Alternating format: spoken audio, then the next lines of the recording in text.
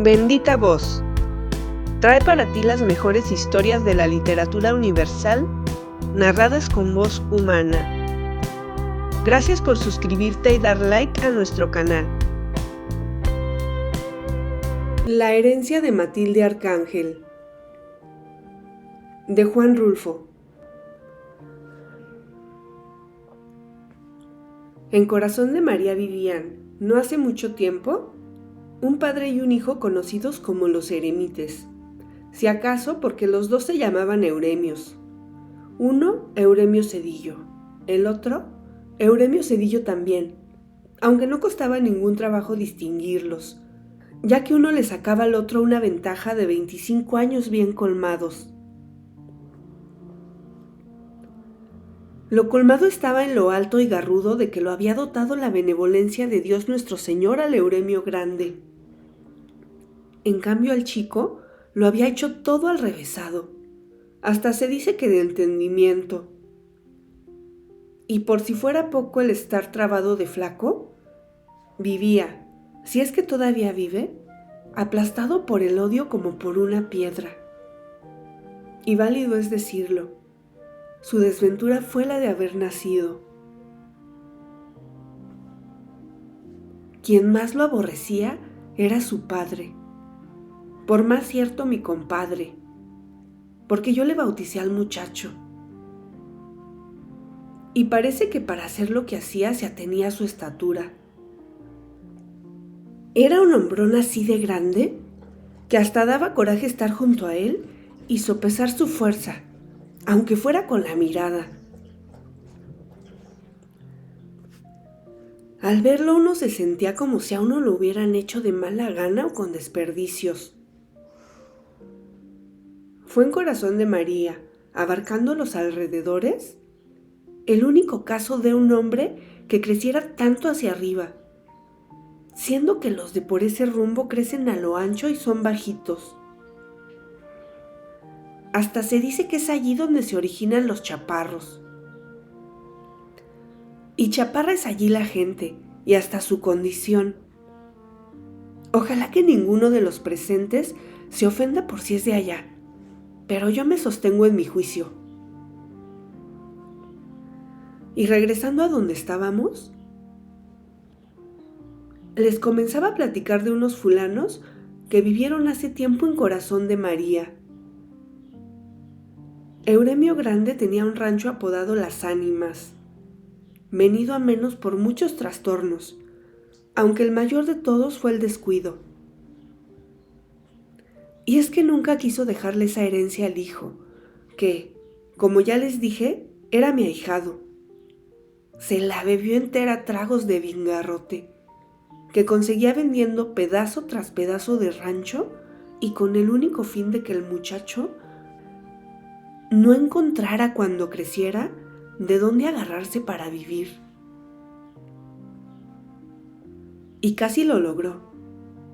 El hijo apenas si se levantó un poco sobre la tierra, hecho una pura lástima, y más que nada debido a unos cuantos compadecidos que le ayudaron a enderezarse.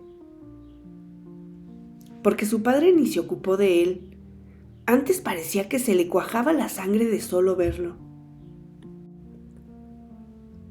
Pero para entender todo esto hay que ir más atrás, mucho más atrás de que el muchacho naciera, y quizá antes de que Euremio conociera a la que iba a ser su madre.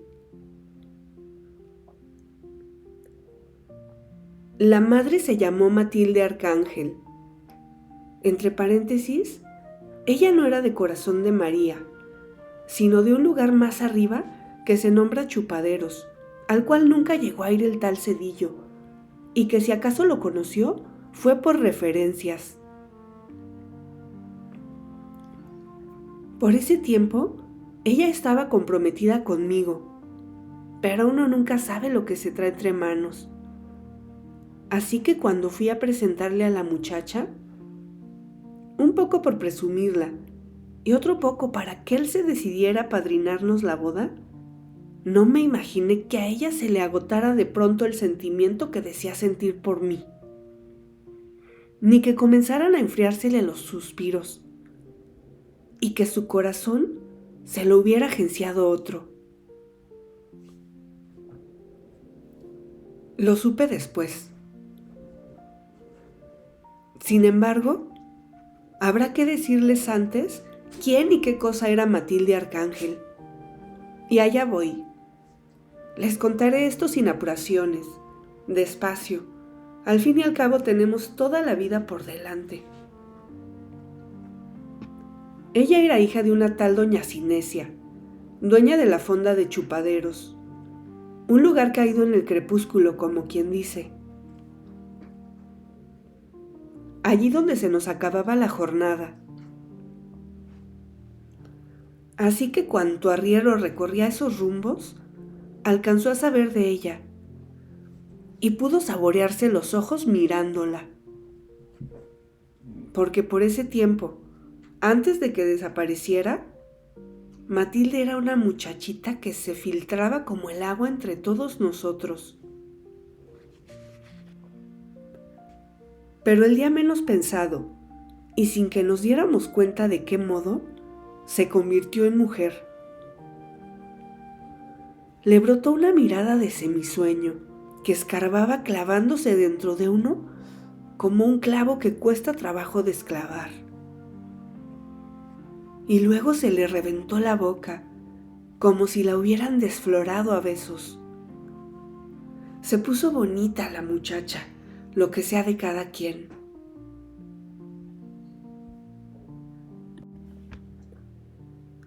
Está bien que uno no esté para merecer.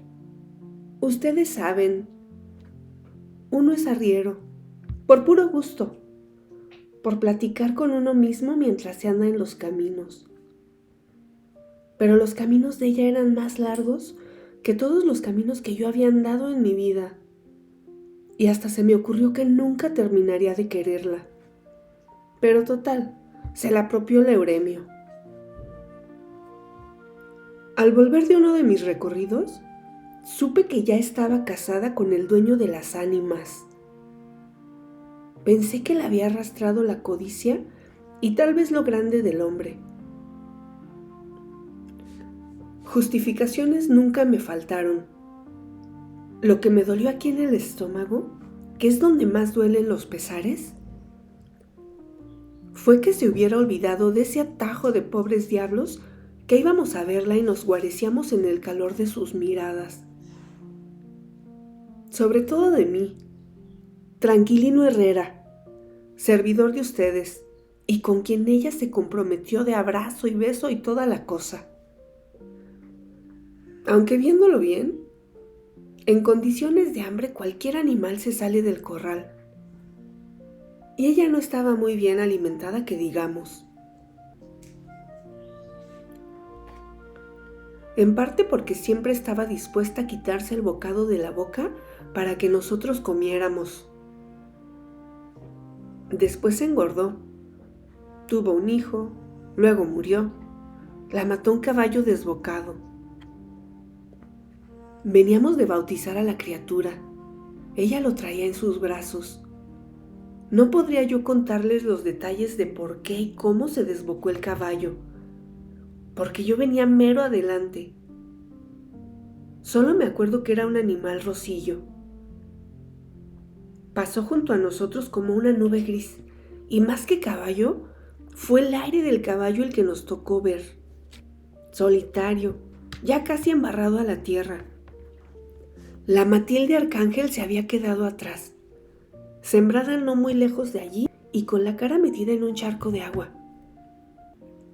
Aquella carita que tanto quisimos tantos, ahora casi hundida, como si se estuviera enjuagando la sangre que brotaba como manadero de su cuerpo todavía palpitante.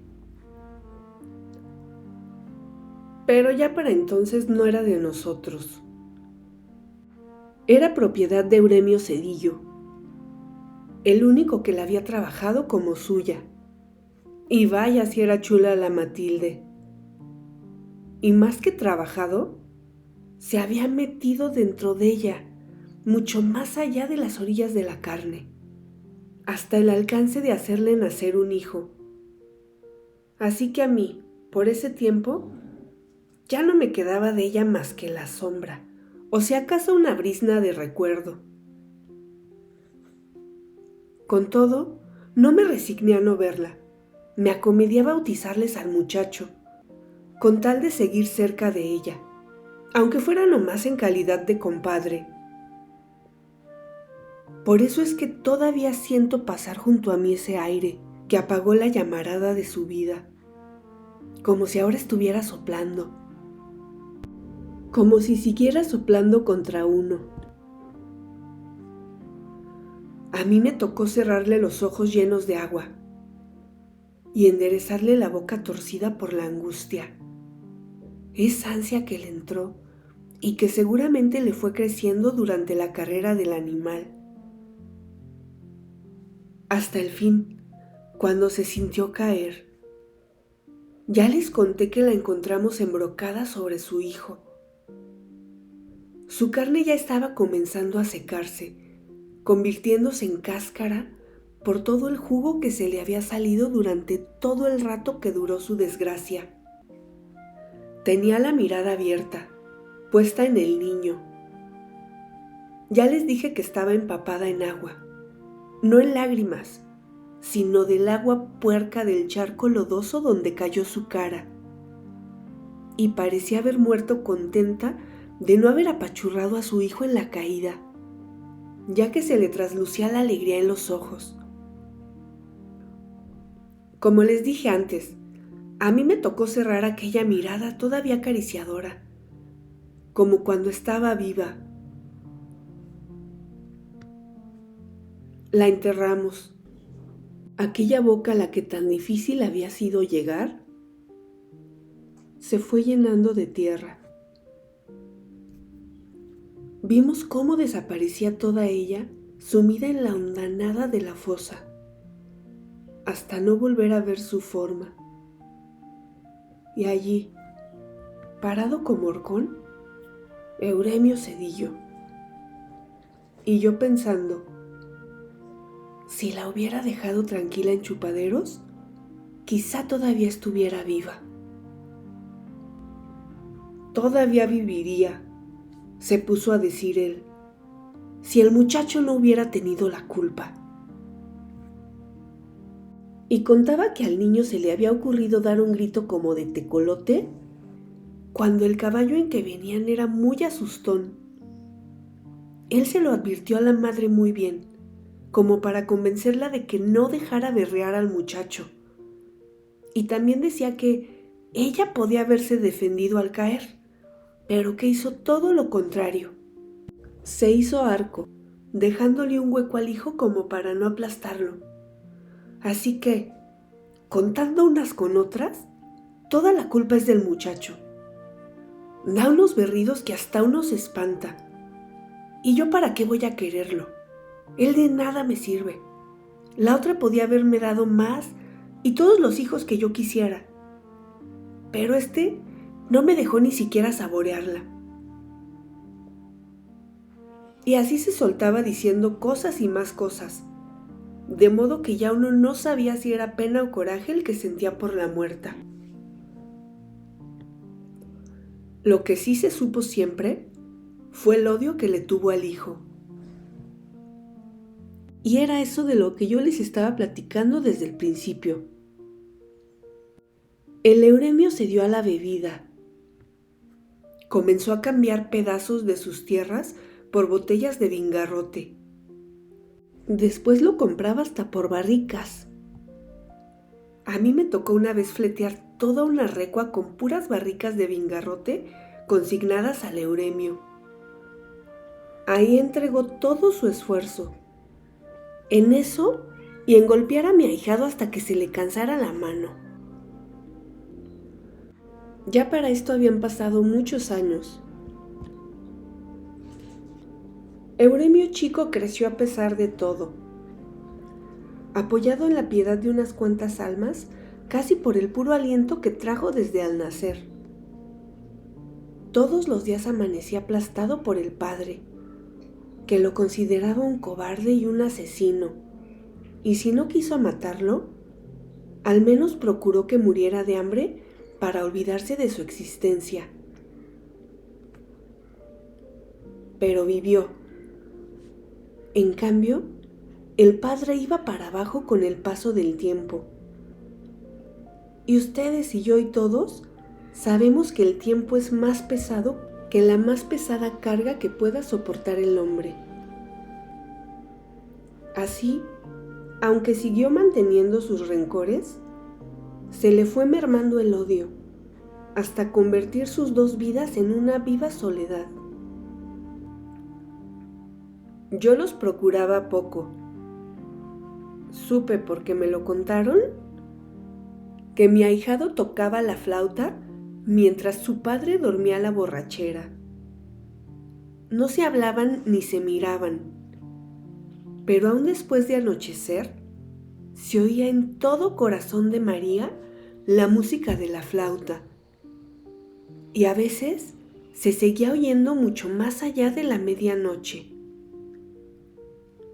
Bueno, para no alargarles más la cosa, un día quieto, de esos que abundan mucho en estos pueblos, llegaron unos revoltosos a corazón de María. Casi ni ruido hicieron, porque las calles estaban llenas de hierba. Así que su paso fue en silencio, aunque todos venían montados en bestias. Dicen que aquello estaba tan calmado y que ellos cruzaron tan sin armar alboroto que se oía el grito del somormujo y el canto de los grillos, y que más que ellos, lo que más se oía era la musiquita de una flauta que se les agregó al pasar frente a la casa de los eremites, y se fue alejando, yéndose hasta desaparecer. ¿Quién sabe qué clase de revoltosos serían y qué andarían haciendo? Lo cierto, y esto también me lo contaron, fue que a pocos días pasaron también sin detenerse tropas del gobierno, y que en esa ocasión Euremio el Viejo, que a esas alturas ya estaba un tanto achacoso, les pidió que lo llevaran. Parece que contó que tenía cuentas pendientes con uno de aquellos bandidos que iban a perseguir. Y sí, lo aceptaron. Salió de su casa a caballo y con el rifle en la mano, galopando para alcanzar a las tropas. Era alto, como antes les decía, que más que un hombre parecía una banderola, por eso de que llevaba el greñero al aire, pues no se preocupó de buscar el sombrero. Y por algunos días no se supo nada. Todo siguió igual de tranquilo. A mí me tocó llegar entonces. Venía de abajo, donde también nada se rumoraba, hasta que de pronto comenzó a llegar gente. Cuamileros, ya ustedes saben, unos fulanos que se pasan parte de su vida arrendados en las laderas de los montes, y que si bajan a los pueblos es en procura de algo, o porque algo les preocupa. Ahora los había hecho bajar el susto. Llegaron diciendo que allá en los cerros se estaba peleando desde hacía varios días, y que por ahí venían ya casi unos de arriba. La tarde pasó sin ver pasar a nadie. Llegó la noche. Algunos pensamos que tal vez hubieran agarrado otro camino. Esperamos detrás de las puertas cerradas. Dieron las 9 y las 10 en el reloj de la iglesia, y casi con la campana de las horas se oyó el mugido del cuerno, luego el trote de caballos. Entonces yo me asomé a ver quiénes eran, y vi un montón de desarrapados montados en caballos flacos, unos estilando sangre, y otros seguramente dormidos porque cabeceaban. Se siguieron de largo. Cuando ya parecía que había terminado el desfile de figuras oscuras, que apenas si se distinguía de la noche, comenzó a oírse, primero apenititas y después más clara, la música de una flauta. y a poco rato vi venir a mi ahijado Euremio montado en el caballo de mi compadre Euremio Cedillo. Venía en ancas, con la mano izquierda dándole duro a su flauta, mientras que con la derecha sostenía, atravesado sobre la silla, el cuerpo de su padre muerto.